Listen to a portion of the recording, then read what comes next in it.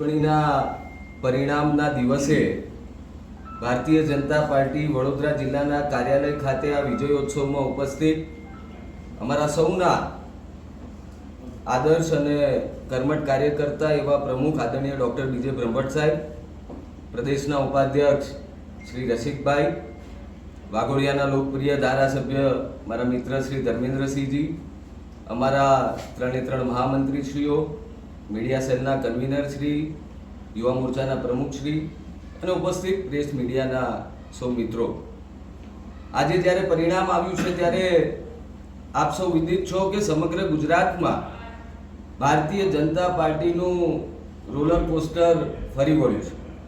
એ પંજો હોય કે અન્ય હોય, એને સાફ કરવાનું કામ ભારતીય જનતા પાર્ટીના કાર્યકર્તાઓએ કર્યું છે.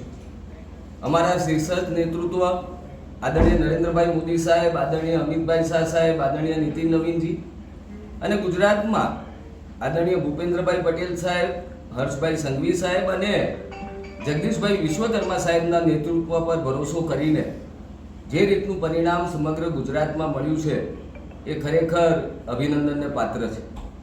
વડોદરા જિલ્લાની વાત કરીએ તો અમારી સમગ્ર સંગઠનની ટીમ, પાંચે પાંચ અમારા લોકપ્રિય ધારાસભ્યશ્રીઓ, એ તમામના નેતૃત્વમાં હું જ્યારે આપની સાથે વાત કરી રહ્યો છું ત્યારે 34માંથી 32 જેટલી જિલ્લા પંચાયતો ઉપર ભારતીય જનતા પાર્ટી જીતી રહી છે.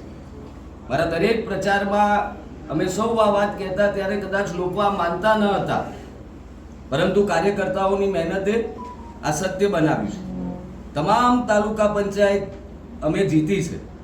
તાલુકા પંચાયતની બેઠકો પર સામે કોંગ્રેસને વિપક્ષનું પદ પણ ન મળે, એટલે કે 10% બેઠકો જીતવામાં પણ કોંગ્રેસ નિષ્ફળ રહ્યું છે.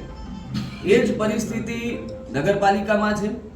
વાઘોડિયા નગરપાલિકાની વાત કરીએ તો 24માંથી 22, ક્યાંક 28માંથી 24, ક્યાંક 24માંથી 21, એમ તમામ જગ્યાએ ભારતીય જનતા પાર્ટીનો વિજય થયો છે. જે 2 બેઠકો અમે હાર્યા છીએ એ પણ ખૂબ ઓછી માર્જિનથી હાર્યા છીએ.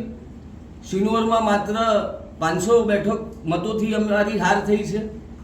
તે પણ એના કારણો અમે ચોક્કસ જાણીશું, કેમ કે તાલુકા પંચાયતના વિજેતા ઉમેદવારને જે બૂથમાંથી 1000 મત મળ્યા એ જ બૂથમાંથી અમારા જિલ્લા પંચાયતના ઉમેદવારને 50 મત માઇનસ મળ્યા. એના કારણે અમારી હાર થઈ.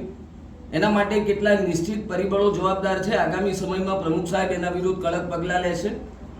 અને એવી જ રીતે આઝાદી પછી 2 બેઠકો સાવલીમાંથી અમે જીતવા માટે આજ સુધી નથી મળી. આઝાદી પછી એવી 2 તાલુકા પંચાયતની બેઠકો અમે સાવલીમાં જીત્યા છીએ. રહી વાત વલણની, તો માત્ર 1100 મતોથી, એટલે જો 550 મત આમથી આમ થયા હોત તો આઝાદી પછી કદાચ વલણની બેઠક પણ અમે જીતી શક્યા હોત. એ પ્રકારનું સુંદર પરિણામ ડૉક્ટર બીજે બ્રહ્મભટ્ટ સાહેબ, સમગ્ર ટીમ અને ધારાસભ્યશ્રીઓના નેતૃત્વમાં આવ્યું છે.